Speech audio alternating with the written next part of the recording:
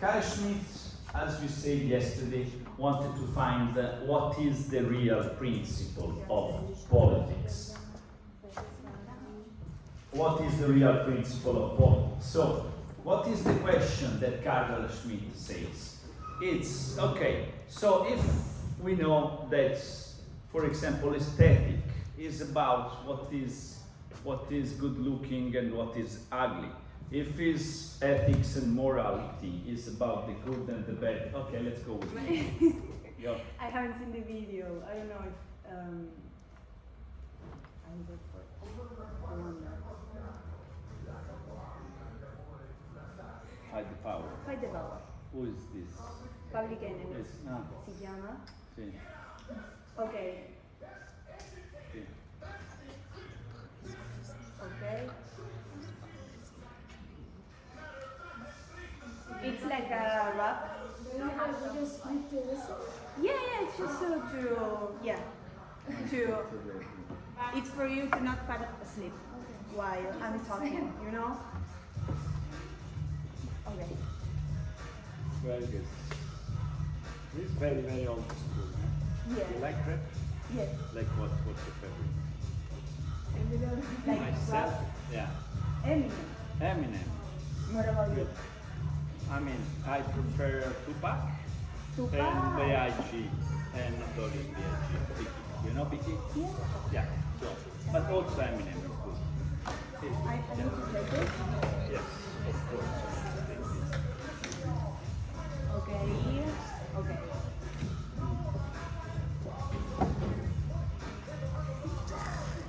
So,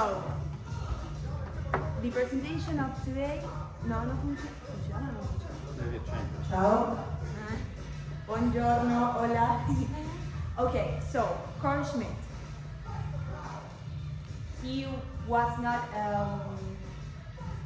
a good guy, you know. So the contents of this presentation. We're going to start with a brief introduction. Then I'm going to speak about the book, one of his books, that is called The Concept of the Political. He has another work that it is called Political Theology. Then I'm going to talk about the political thinking and criteria of the author. Then he was a Nazi, so I'm going to talk about that too. Relevant quotes from the concept of the political, and then I'm going to explain why I chose this song to represent his thinking. So, Carl Schmitt, he was a German philosopher who played a key role in the 20th century political and legal theory. His work was characterized by a critical approach to modern liberal and democratic ideas, as well as his reflection on sovereignty, the relationship between law and politics, and the nature of the state. He was skeptical of the universality of liberalism and parliamentarism, and his writing often ought to question traditional notions of political order and authority. The concept of the political. In his book, it is argued that politics cannot be reduced to a field of technical or moral action, but rather has an essentially conflicting character. The central distinction in his work is the one that separates friends from enemies. For Schmitt, politics is defined by a group's ability to identify itself against a common enemy.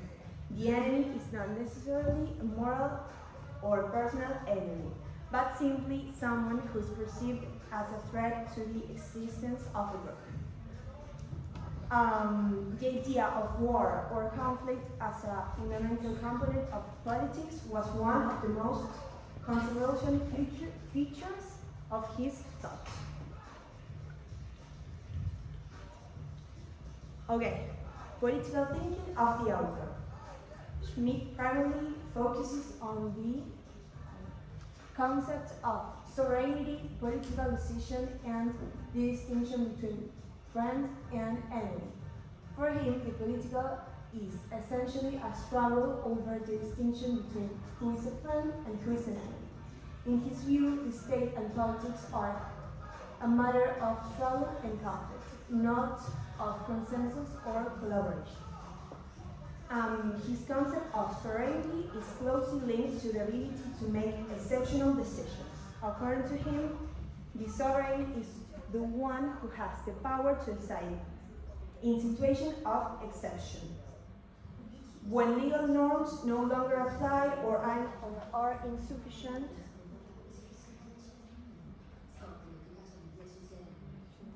sorry, we're going to run again. Okay. Just a minute. Okay. When legal norms no longer apply or are insufficient to face a crisis, only the sovereign is the one who can decide on the state of exception, meaning they can suspend the law when necessary for the survival of the state. Okay, influence and controversies. Although Schmitt has a profound influence on political theory, his relationship with the Nazi regime, he was a member of the Nazi Party between 1933 and 1936, has been one of the main sources of controversy. In spite of the fact that he distanced himself from Hitler and the Nazi regime, his thought became associated with the theoretical justification of authoritarianism. His work nowadays is debated on the academia, as we're doing right now, let's say. Okay, some relevant quotes from the concept of the political. We have, the enemy is the one who, if necessary, can be eliminated by the use of force. Politics, in its purest form, has nothing to do with ethics or morality. The political is characterized by the distinction between friend and enemy. And then we have the possibility that situations of exception may arise in which the law suspended is the true essence of the political. And then the sovereign is who decides on the state of exception from political theory. And then I choose the song because it addresses the struggle against the established power, oppression, and the identification of a clear enemy. Although it is a more social, less theoretical approach than Schmitt's, the song captures the idea of the distinction between a friend and an enemy, and the call to action against a system perceived as oppressive. In this sense, it could be associated with Schmitt's view of politics as an existential confrontation that cannot be diluted by liberal norms or attempts at consensus.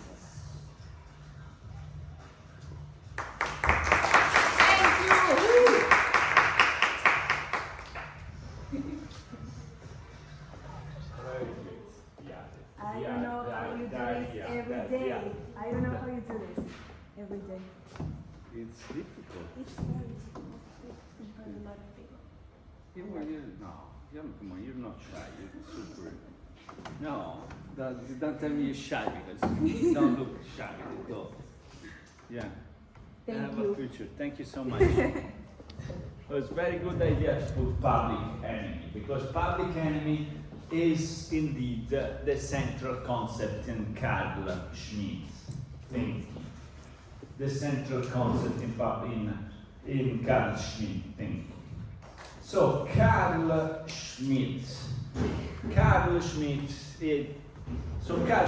let's say Carl Schmitt is a lawyer, a jurist, but also a political theorist. Okay, let's try to understand, let's recap him.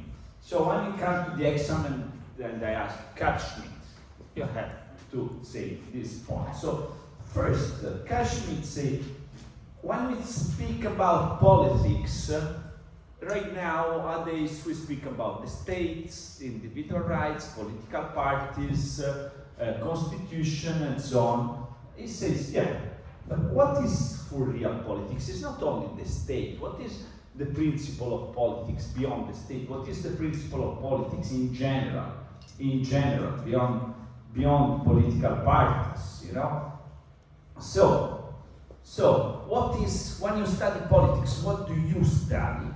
It says when you study, for example, when you study economics, you study, you know, profitable versus non-profitable, you know? What is producing value and what is useless economy. So you have this opposition. When you study law, you study what is right and what is wrong, or what is allowed and what is not allowed. When you study aesthetics, you study beautiful versus ugly, morals, good and bad, good and evil. You know? What is the origin of politics? And to say the real origin of politics, he makes this concept, the politica. Not politics, because you say politics, you think that you have to talk about the state, political parties, and so on. But the origin of politics, what is the origin of politics? What is the couple that sign politics? Politics is based on the couple, friend versus enemy. You have politics when you are able to divide the situation into two opposite fields. Two different fields. This is when you have politics. And two different fields, and in these two different fields, you know, a group acknowledge each other as friends, and the other group as enemy. This is what does it mean an enemy? That is, you know, is not a personal enemy. It's a public enemy. Public enemy is a public enemy. Is a public enemy. Is not somebody. It's like two soldiers that they face each other in the battle. They have nothing against each other. It's say maybe he's a good guy. Maybe if we meet at the pub, we can be friends. You know, we can go there. We can go clubbing together. We could be friends. You know, and blah blah blah, and having a lot of fun together. But right now we're soldiers. So formally we're enemy. We have to kill each other. This is public enemy. It's nothing personal. It's not moral judgment.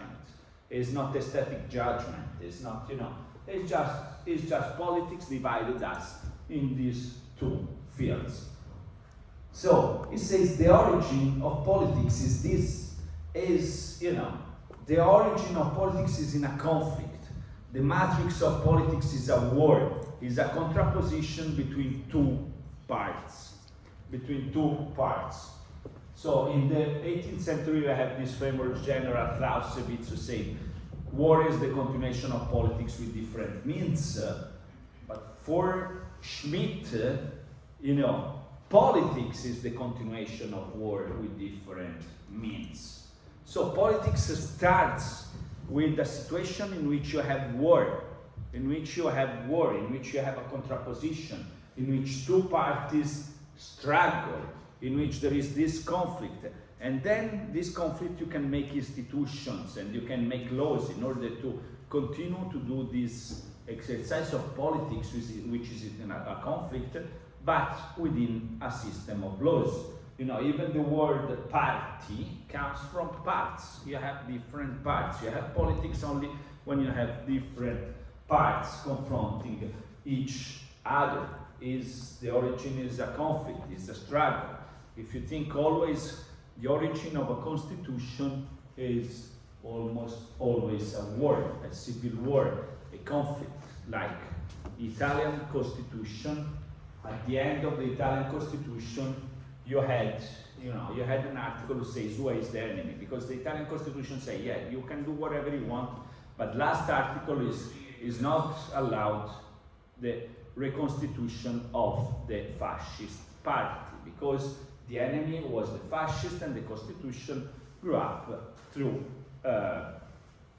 fighting, you know, the fascists, and to, you know, winning the fascists. So it was in a civil war of all those who decided to rebel against fascism.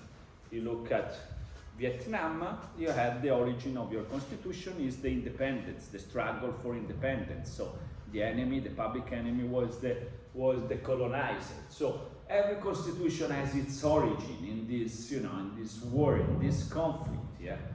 And then then politics continue to be based on a conflict. So why became Nazi? Because he didn't like liberalism. He didn't like the liberals who wanted to deny that there is always this conflict. So it's neutralization. For his, liberals say, yeah, but okay, we all agree on the terms of political rights, so we have just to do, constitutionalism, division of power, and you have to develop the legislation in order to make it good. We have to do constitutionalization, we have to do international courts of justice, and you have to make the rule of law and go in this direction. And you say, no, there is always a conflict. And a state of exception and crisis, and the moment and the real nature, the real origin of politics is in this crisis. Liberalism want to neutralize this thing, want to eliminate crisis as the crucial part of politics, want to pretend that war and conflict is not the crucial part of politics. So, when there was the Nazis, he liked this strong politics. So we have seen right now Weber, Schmitt.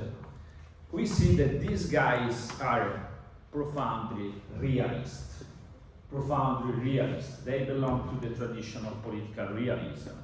Political realism, we have Machiavelli.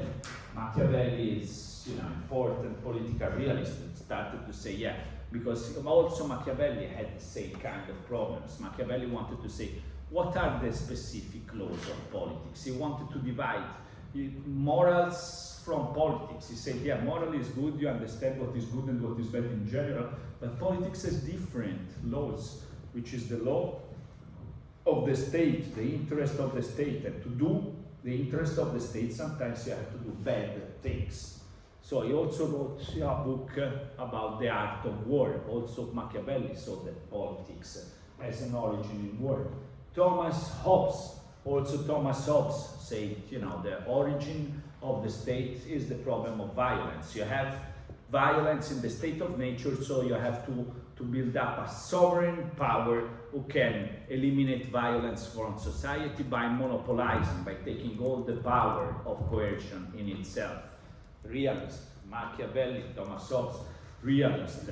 Weber, same thing. He says, yeah, you have all this rationalization thing, but at the end, the origin of the state is the moment in which you constitute the monopoly of violence.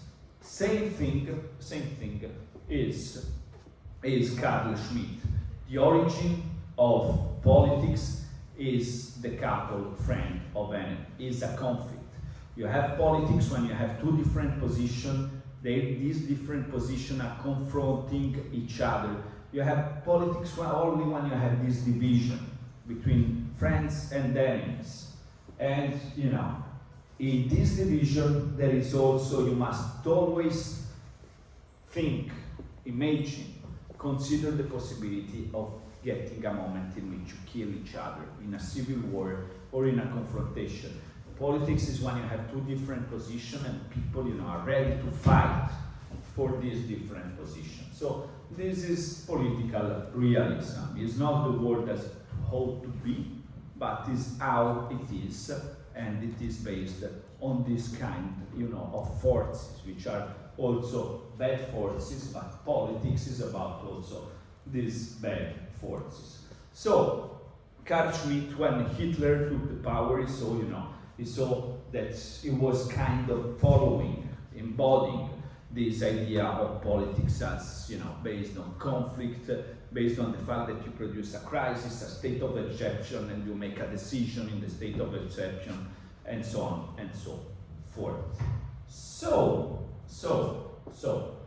right now we're entering a problematical moment in the 20th century, which is fascism and Nazism.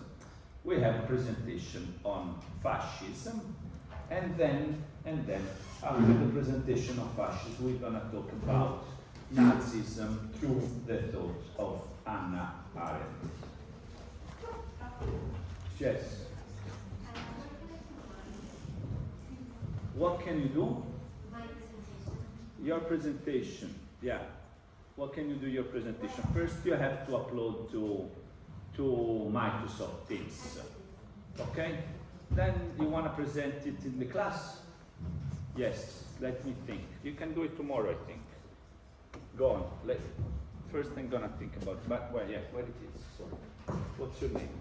Yes. Lia. Alia.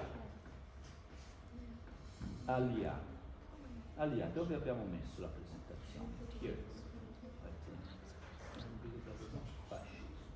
Okay, then you have to go full screen. Did you write full screen? No? Here. Alia Kubatova. Hello everybody, my name is Alia and today I will talk about fascism and its prominent figure Benito Mussolini, who once said, all within the state, nothing outside the state and nothing against the state, which is the core idea of fascism, because it says that state defines and controls all people's lives.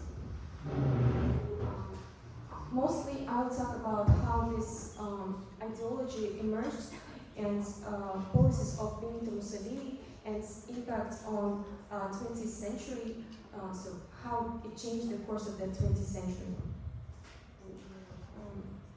And what is exactly about fascism? Fascism is a political movement that rose in the early 20th century. It believes in strong natural rights and state power, also obedience to one leader. It stands against democracy and limits personal freedom in favor of unity and control. It opposes liberal democracy, and there is a situation.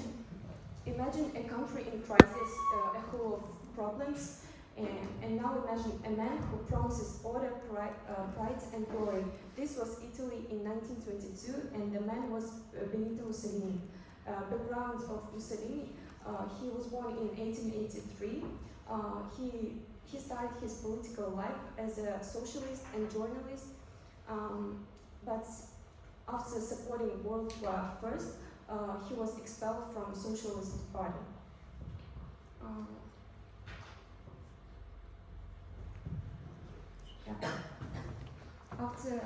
After World War I, Italy was in a serious trouble. There was huge unemployment, social unrest, and economic crisis.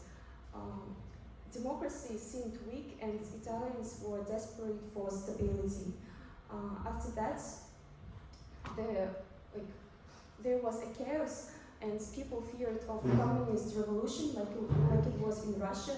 So Benito Mussolini came and used this situation to gain power, and in 1919 he founded a fascist movement, created the name Fasci di Combattimento. It's a nationalist movement made up of war veterans and street gangs, known black shirts. They were their supporters. And in 1922 there was March on Rome. It was organized by his supporters, and it was showing a force to pressure the government. But even though it wasn't a real war, not a military coup, but it created a fear of civil war. So after that, the King Victor Emmanuel III, he refused to stop Mussolini and just invited him to form a government. And after this, he became a prime minister, legally became prime minister without using guns or hiring a gun. And From prime minister to dictator, he gradually eliminated political opposition. So he didn't become dictator just immediately. He did it step by step. At first, he was using democratic system, but behind it, he was like breaking it down. How he did it? He passed laws that gave him more power against his political enemies, and his supporters, the Black Shorts, threatened and attacked the people who disagreed with Mussolini, and usually got with it. Mussolini also took over the media, newspapers, radio, and even school books. For him, it was like everything should have fascist ideas. Also, we have a situation in 1924. There was a socialist who criticized Mussolini for his ideas and found murdered. But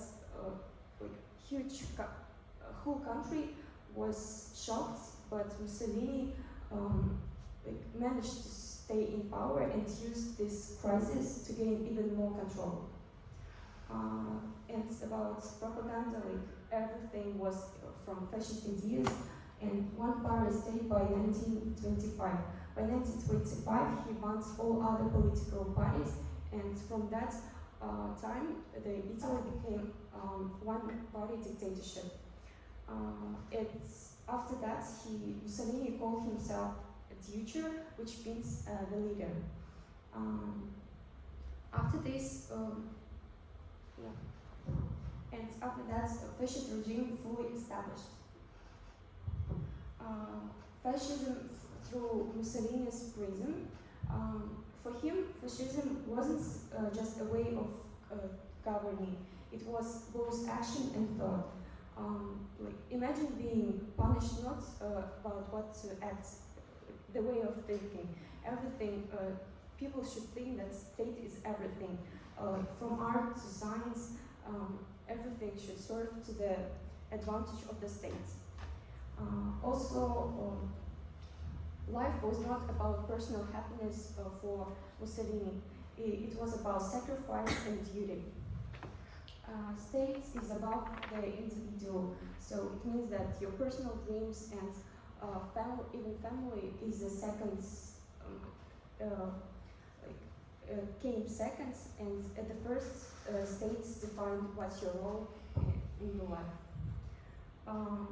And to him, the state was just like a soul and the very identity of the people.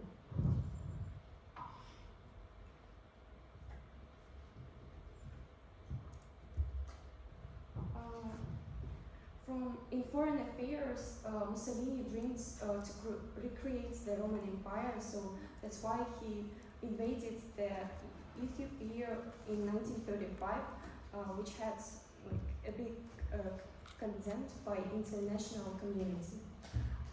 After that, he had alliance with Nazi Germany, and Italy joined the Axis powers during World War II, sorry.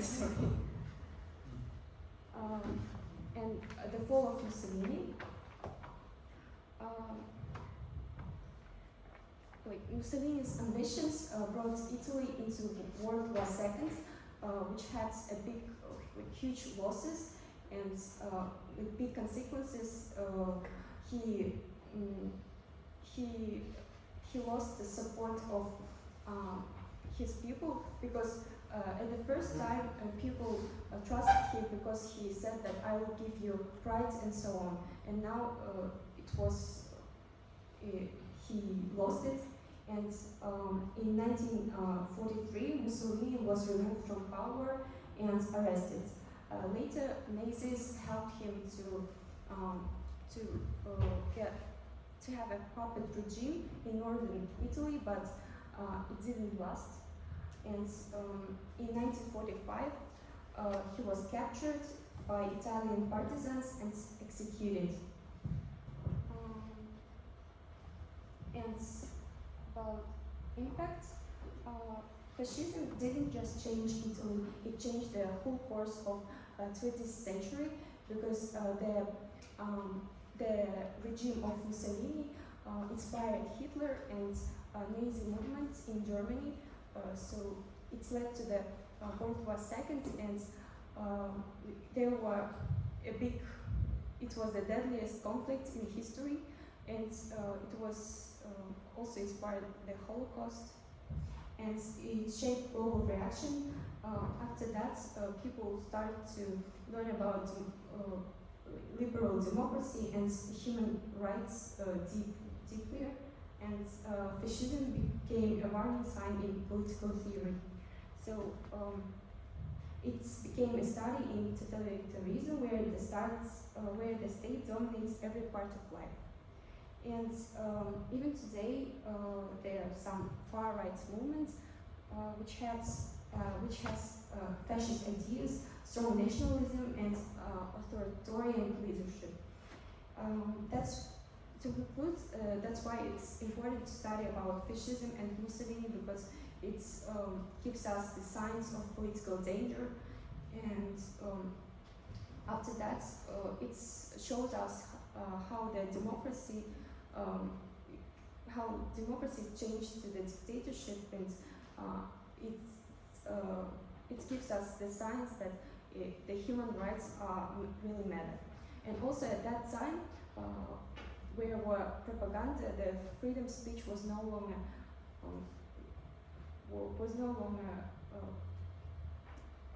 allowed. Yeah. So these are the resources, and thank you for listening.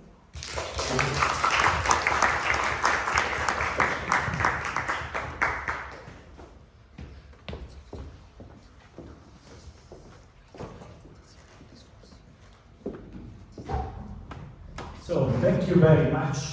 Thank you. We had two great presentations today about Carl Schmitt and fascism. Very good. I'm very happy. And yeah, so as you can understand, so fascism, let's say, and this. So fascism, the basic point of fascism, as she said, is, it's based on the idea of the nation.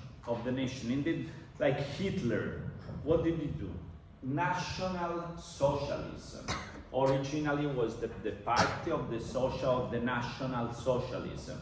So they wanted, from socialism, they took this idea that the power should control the economy somehow, but they put it national. They refounded on the idea of nation.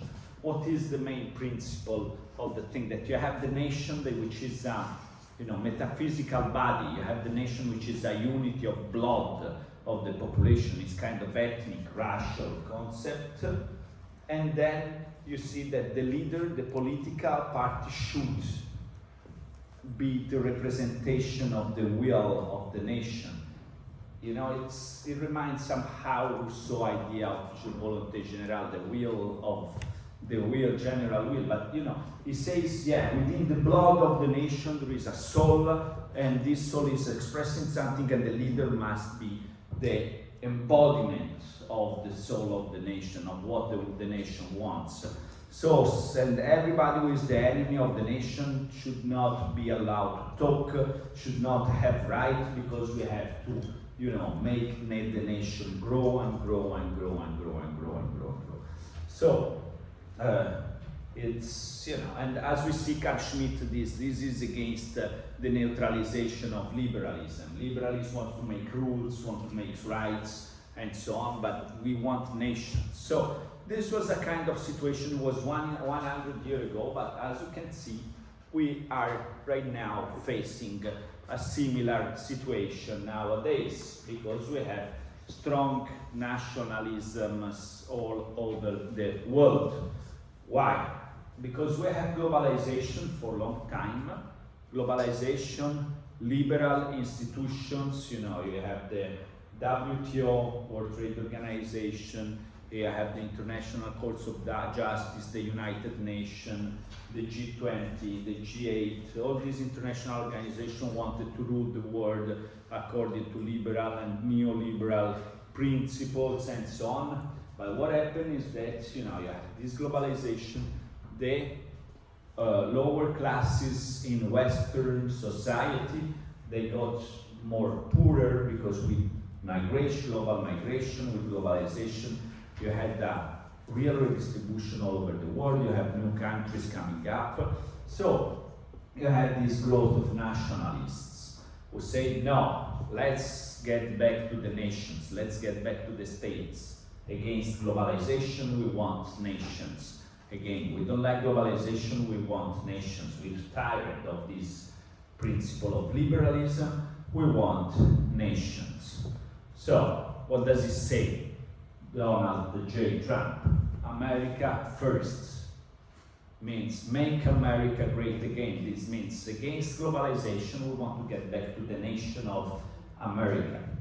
The nation of America, which actually was the indigenous that they killed and genocidal of them, but they think they're a nation, so let's make it great again. So let's put tariff on global commerce to protect our national industries and so on and so forth. You know, Vladimir Putin, nationalist. He said, yeah, the interest of Russia must be protected at any cost. Even if we have to go to nuclear war, we have to go to nuclear war. But these guys want to put NATO on my border. This is against the interest of my nation. I don't care because the nation is more important, so I invade Ukraine. Also, nationalism in Ukraine is growing and growing and growing and growing a lot. In Italy, theoretically the constitution is against fascism, but we have a post-fascist party ruling. So, the problem with nationalism, what is the problem with nationalism and with fascism? Is that you say, yeah, I am, the first thing is to have the interest of my nation. But the interest of your nation is naturally in somehow conflict with the interest of the other nations, because all nations, in their interest, the interest of a nation is to get more power, more influence, to become more dominant in commerce, in politics. So it's clear that you start having conflicts.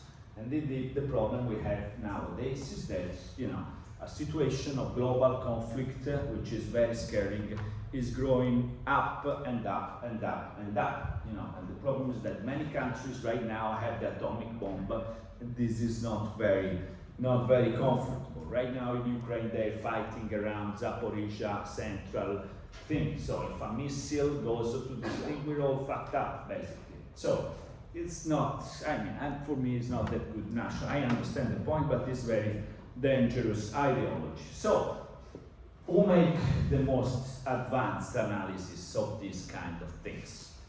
A female philosopher. Finally, we have a female philosopher. This is very important, which is Hannah Arendt. Hannah Arendt. She makes the concept of totalitarianism because she made a very in-depth analysis of fascism, but also of Stalin communism in USSR, and overall a very in-depth analysis of Nazism. Why? Because she was a Jewish student in Nazi Germany. So she had to escape to avoid concentration camps. She had to escape. She was a very good student of philosophy in a very important university of Heidelberg. And, you know, there she was very promising, but then she had to leave. You know, she had to escape to France, and then she had to escape to the United States to avoid concentration camp. So she was very interested in understanding Nazism, okay? And also she was very promising student in Heidelberg.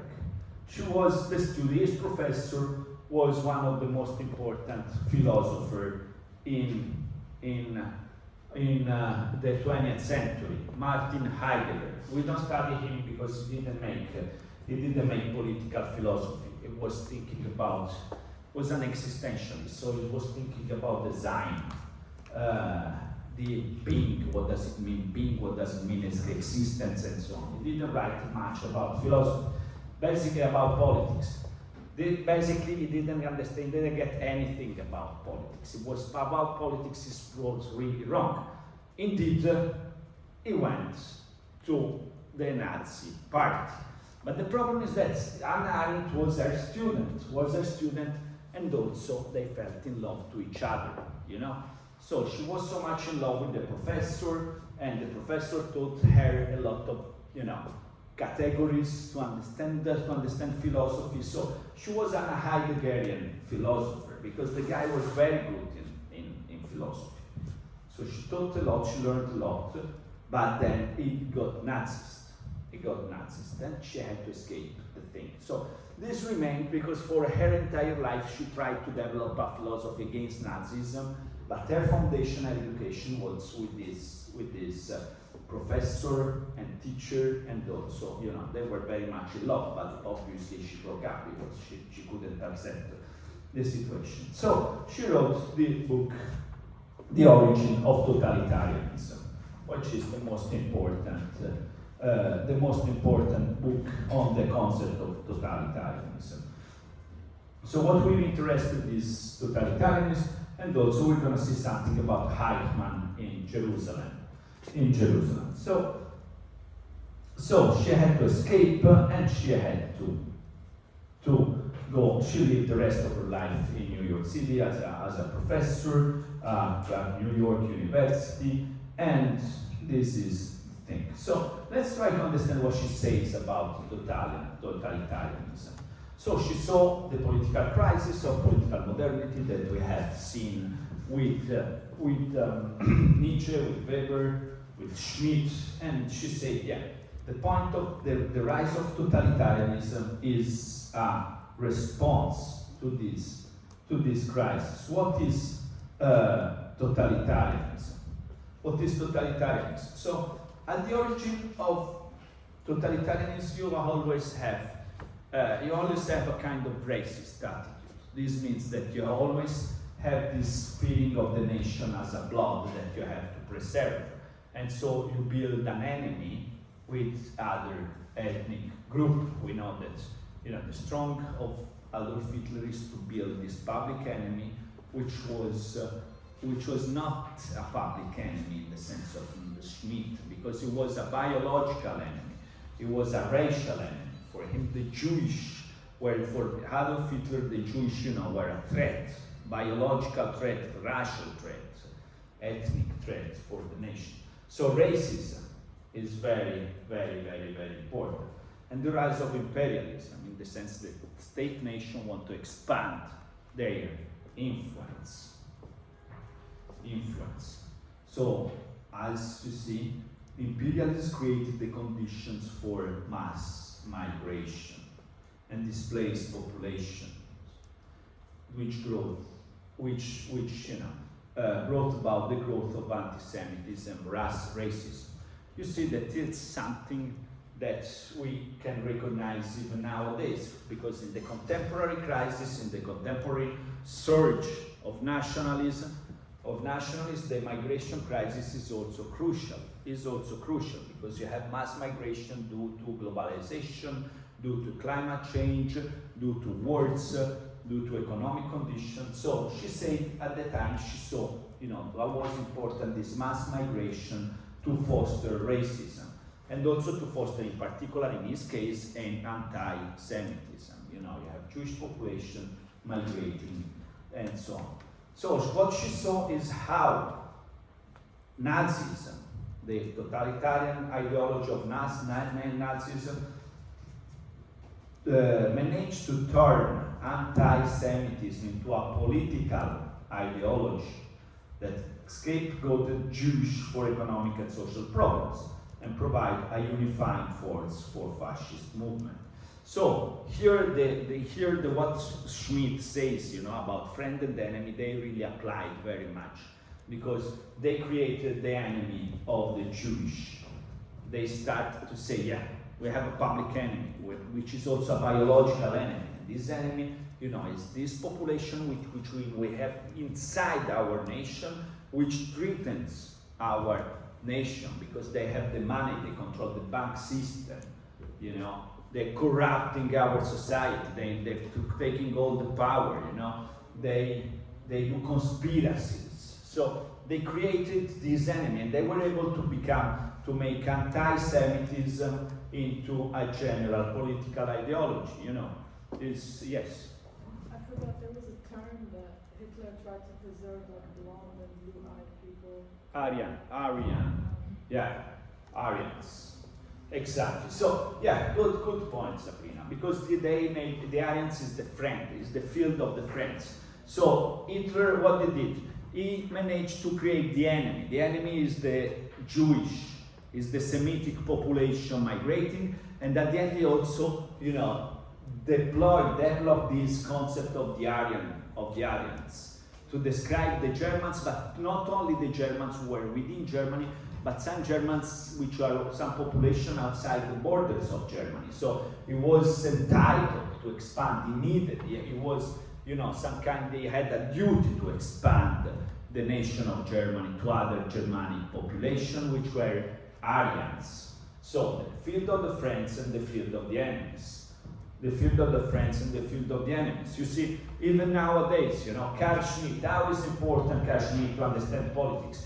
You see that, you know, you had parties in the last 20 years, in the last 10 years, 15 years after migration crisis, who just was born, and they got so much power. Why? Because they were very good in saying, migrants are our enemies. You know, they took our jobs, they sell drugs, they put crimes here and blah, blah, blah, blah, blah. And when you have the capacity to bring a strong enemy, you get, you know, so much political power. Indeed, they got a lot of votes in the election.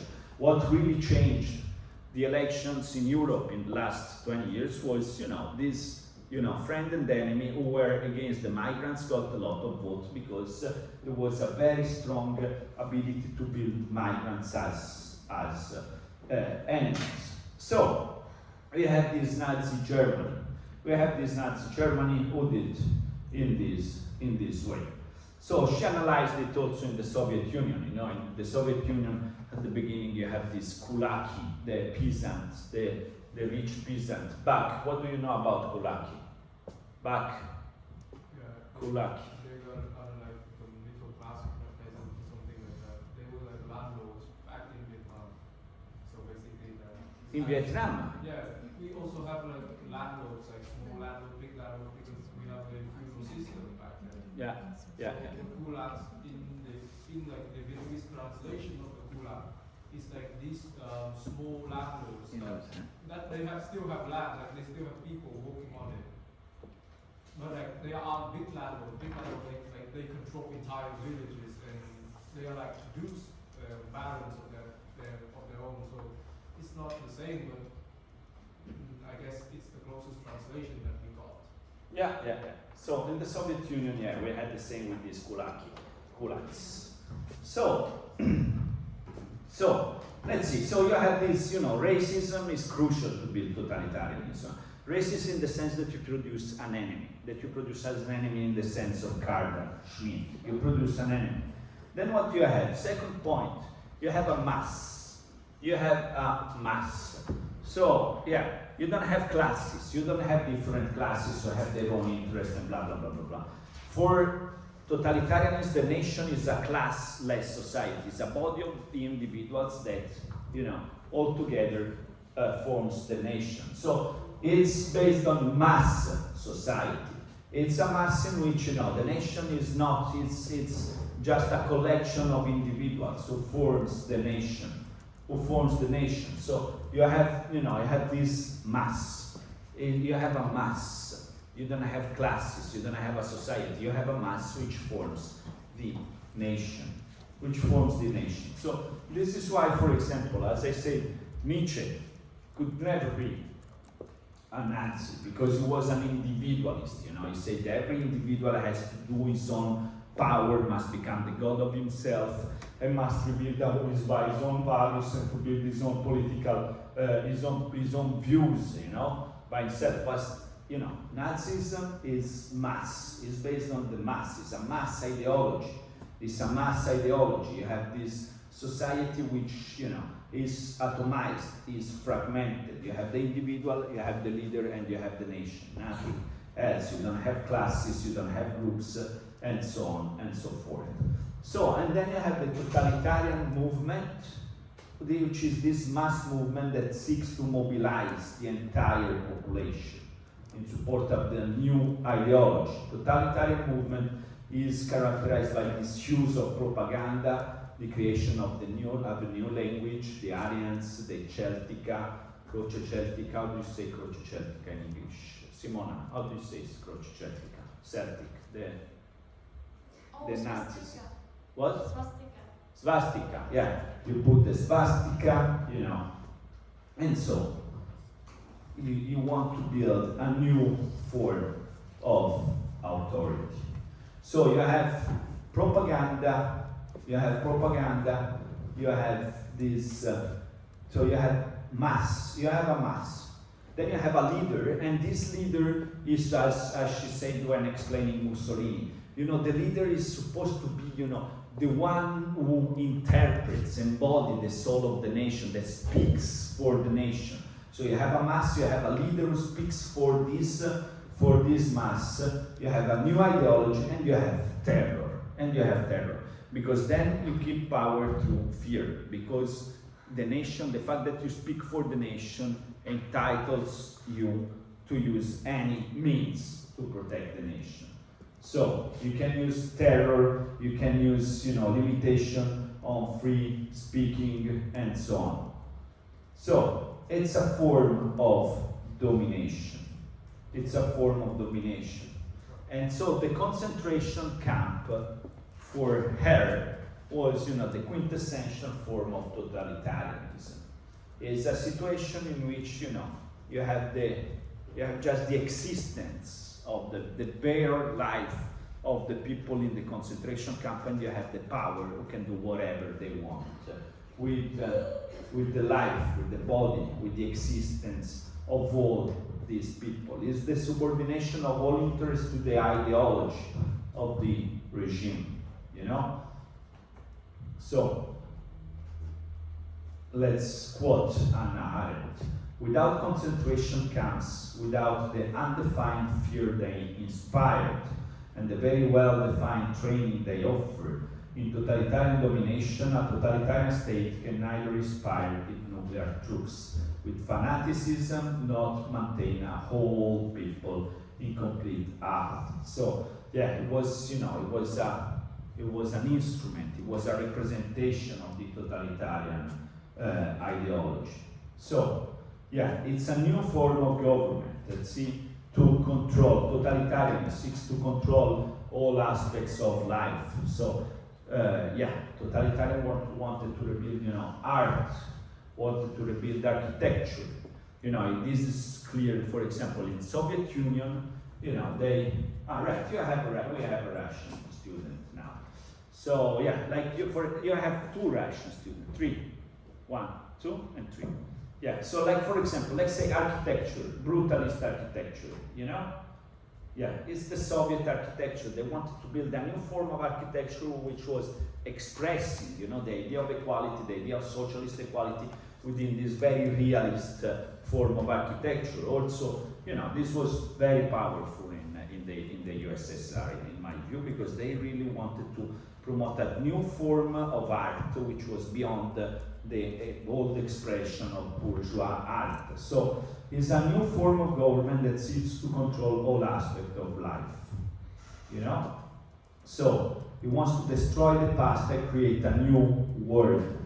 And so, and for doing this, it uses terror, propaganda, the destruction of civil society, and the substitution of civil society with a mass society, in which you have atomized individual, the destruction of the rules of law, and the concentration camp as the epitome of totalitarianism.